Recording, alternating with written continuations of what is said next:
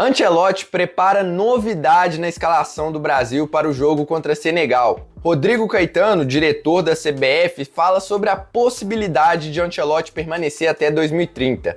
Haaland no caminho do Brasil? É possível. E para fechar os temas do vídeo de hoje, Paquetá faz um desabafo e fala sobre como os processos sobre acusações de envolvimento com apostas o prejudicou na carreira. Começar falando sobre o Paquetá, entrevista ao GE, vou deixar o link aqui na descrição do vídeo de todas as matérias que eu citar aqui o GE, que eles fizeram 2 entrevistas exclusivas, também soltaram a escalação da seleção brasileira, então tô deixando o link aqui na descrição para dar créditos aos meus companheiros de profissão. Bom, o Paquetá deu uma longa entrevista, falou pela primeira vez sobre todo o processo que envolveu ele lá na Inglaterra, a questão das acusações e como que isso prejudicou a carreira dele. Eu separei algumas falas de mais destaque, como eu disse, a entrevista é muito longa, então quando acabar esse vídeo fica o convite para vocês lerem toda ela ou assistirem. Um ponto que me chamou muita atenção foi a quase ida do Paquetá para o City. Eu sei que isso já era um pouco comentado na época, mas ele falou claramente agora quanto isso estava avançado, porque eu, pelo menos, eu tinha uma certa dúvida. Pô, o City tinha interesse, ok, mas não necessariamente iria contratá-lo, mas não. Pelo que o Paquetá disse, realmente ele tinha uma negociação muito avançada com o City e ele iria assinar com o gigante inglês na semana em que saiu todo o processo. E isso, obviamente, o afetou muito. E aí eu separei uma aspas aqui do Paquetá para falar sobre a questão psicológica dele, como que isso prejudicou ao longo dos jogos lá na Inglaterra. Abre aspas. Psicologicamente, acho que foi onde eu mais fui afetado, pelo medo dessa indecisão, a incerteza do meu futuro. Apesar de saber quem eu sou, o que eu faço, o que eu fiz, foi difícil para mim. Tive acompanhamento psicológico para poder lidar com tudo isso, com esses problemas. E aí, claramente, a gente entende o quanto que o Paquetá foi influenciado negativamente por todo esse processo. A gente falava, poxa, o Paquetá está mal lá na Inglaterra, não está rendendo aquilo que a gente espera, mas o quanto que isso não pesou no desempenho dele lá no West Ham. E aí ele fala também que, obviamente isso que eu tô dizendo, que isso influenciou muito no desempenho dele, que ele teve negociações recentes com o Flamengo. Isso aí eu achei algo curioso, porque não chegou a ser falado muito na mídia, falou-se que o Flamengo tinha certo interesse, mas o Paquetá disse que foram 2 investidas do clube carioca, ele chegou até a conversar com o Felipe Luiz sobre essa possibilidade, mas acabou não caminhando. Ele disse que deixou nas mãos do West Ham, porque ele respeita muito o West Ham, que é um clube que ele tem muito carinho, também pelo esse acolhimento durante todo o processo, e as coisas acabaram não avançando, mas deixou claro que pretende sim voltar para o Flamengo em algum momento.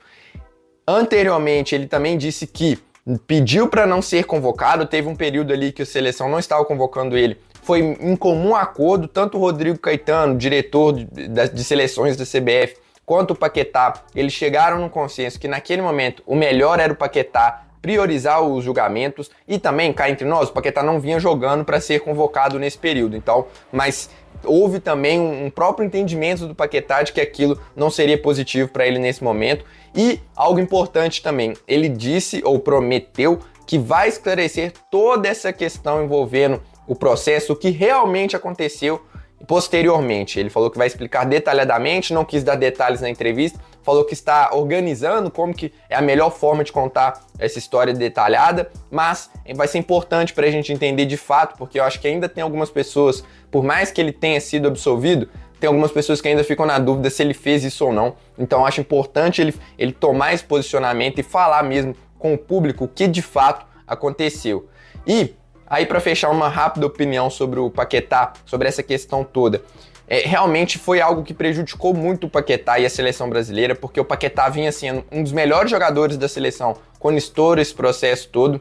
O Paquetá, que é um cara que vem sendo importante para a seleção agora também, nesse retorno, porque é um jogador com características diferentes das que a gente tem. É um meia que não é bem um camisa 10, mas também não é um segundo volante, é o cara ali perfeito para fazer uma terceira função de meio campo, que vai conseguir te agregar ofensivamente e defensivamente, jogador com muita pegada, que tem associação maior do que alguns outros volantes, como o próprio Bruno, é um jogador de mais aproximação, de não tanto passo longo, infiltração na área, finaliza muito bem, e aí a gente fica claro também quanto que foi ruim para a carreira do Paquetá e, obviamente, para a seleção, essa não ida dele para o City. Ainda mais quando a gente fala de um clube que é treinado pelo Pep Guardiola, um treinador que dispensa comentários e que evolui esses jogadores. Você pode falar assim, um jogador que não rendeu e tal, mas é impressionante como os jogadores evoluem na mão do Guardiola. E eu tenho certeza que seria o caso com o Paquetá. Eu, particularmente, torço muito pro Paquetá, gosto muito do futebol dele e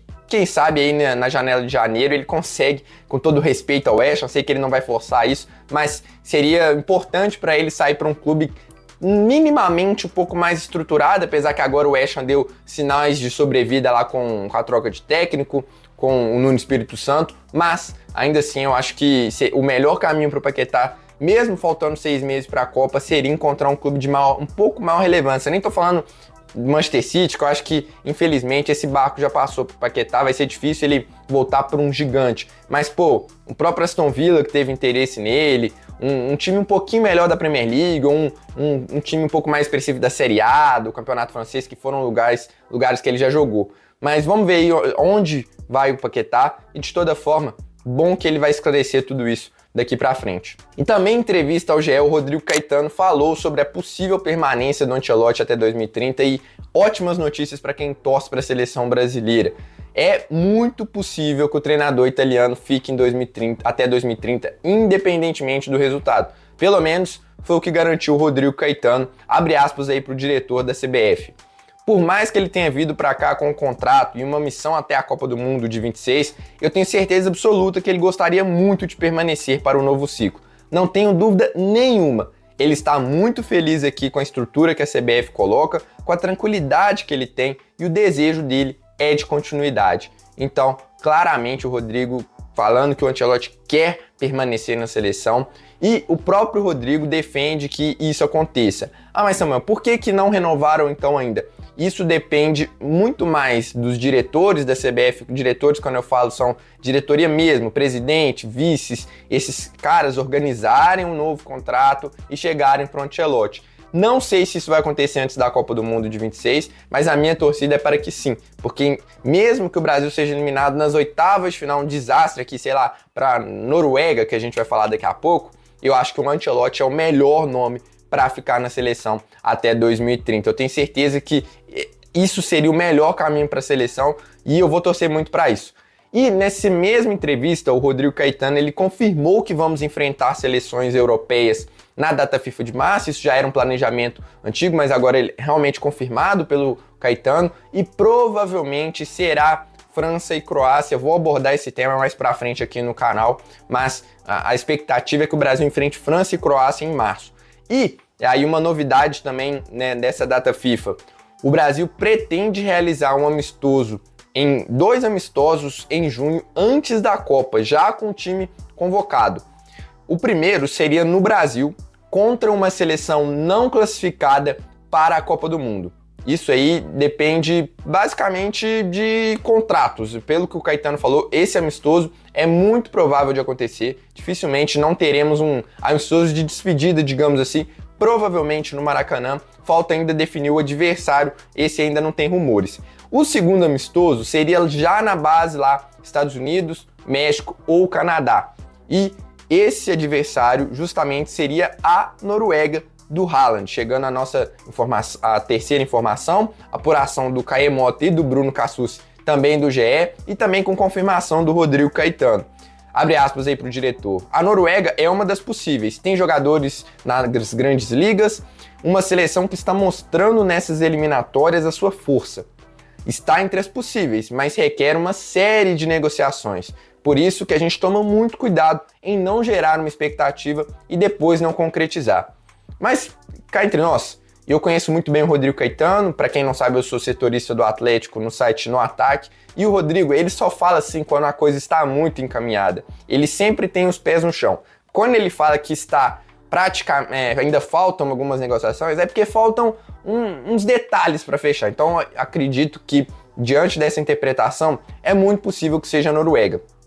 O que trava esse acerto por enquanto? E aí já não é uma coisa que depende do Caetano. Esse amistoso lá na Copa do Mundo, antes da Copa do Mundo, já em México, Canadá ou Estados Unidos, depende do sorteio da fase de grupos. Porque se o Brasil cai, por exemplo, no grupo B, no grupo C, não sei como que vai ser essa distribuição ainda nesse primeiro momento de sorteio de Copa do Mundo, o Brasil vai estrear antes. E nisso ele vai perder um pouco de tempo de preparação e não vai poder fazer esse amistoso. Agora, se as duas seleções caem, né, mais pra frente, o grupo E, F, aí fica bem possível. E cá entre nós, seria ótimo pro Brasil enfrentar Noruega, Croácia, França. São adversários de alto nível que, como o próprio Caetano disse na entrevista, mesmo que a gente perca, esse é o momento de perder, esse é o momento de achar ajustes. Pô, perdemos para a França, mas o que fez a gente perder? Foi a dupla de volantes, falta um jogador mais defensivo, o ataque não funcionou, a gente tomou muito contra-ataque, o que foi? Isso vai fazer o Brasil chegar mais forte para a Copa do Mundo. E só queria fazer um elogio aqui também,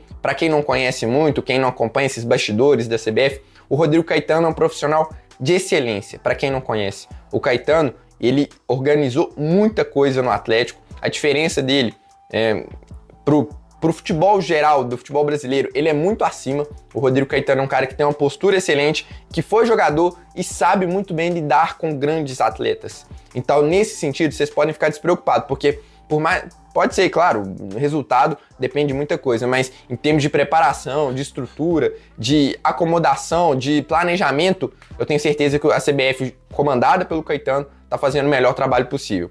E antes da gente falar da escalação da seleção brasileira, peça o seu like, que é muito importante para o crescimento do canal. Eu sei que é chato ficar falando aqui, tal, mas eu tenho que pedir porque vocês esquecem, então deixa o like aí para ajudar, para esse vídeo chegar a mais pessoas. E se você é novo por aqui e gosta do tema seleção brasileira, fica o convite para se inscrever. Muita informação, análise, histórias. Ativa o sininho aí que a gente vai caminhando junto rumo ao Hexa. Vamos falar então da escalação da seleção brasileira. A gente tem uma grande novidade. Quem acompanha o canal aqui vai entender a minha felicidade quando eu vi essa matéria do GE também. Vou deixar todas aqui na descrição.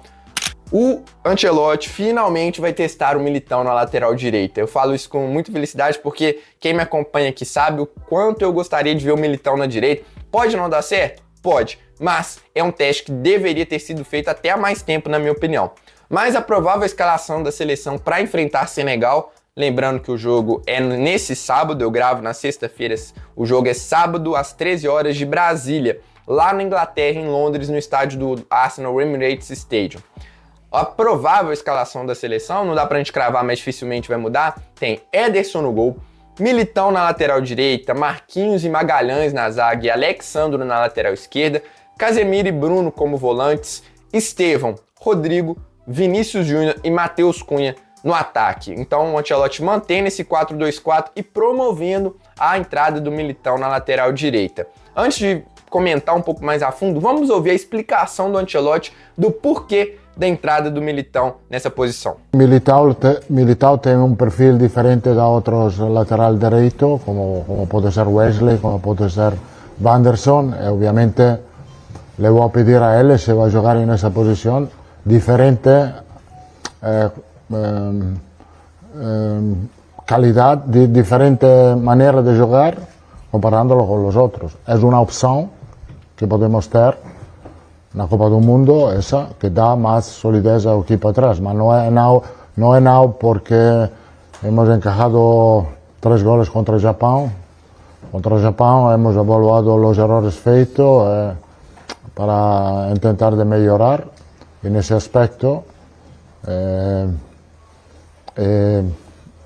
tentar de fazer um bom jogo amanhã. Bom, eu concordo 100% com essa análise do Ancelotti. Primeiro, eu entendo que por estarmos em uma posição, uma escalação que tem 4 atacantes, a gente precisa de um pouco mais de consistência defensiva. E o Militão te traz isso. E ao mesmo tempo, não que o Wesley esteja jogando mal ou que ele não tenha condições de ser titular, mas hoje meu voto é pro Militão na direita.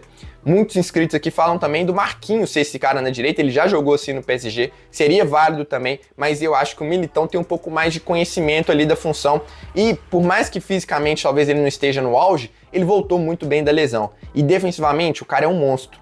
E além do Marquinhos e do Magalhães na zaga, a gente ainda tem o Alex Ribeiro, tem o Bremer podendo fazer essa função também se ele se recuperar de lesão. Temos bons zagueiros para cumprir essa função aqui deixada pelo Militão. Sendo que na direita a gente não tem uma unanimidade. Então você fecha ali mais o lado direito, provavelmente o Estevão tendo maior protagonismo na direita, mas também o Matheus Cunha caindo por ali, o Bruno, o próprio Rodrigo, e nisso a gente consegue ficar uma seleção um pouco mais equilibrada.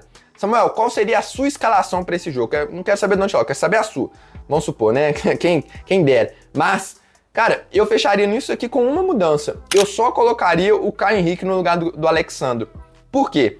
Com o Militão na direita, eu acho que a gente ganha um pouco mais de fôlego para atacar na esquerda, um pouco mais de liberdade para ter um lateral esquerdo um pouco mais ofensivo.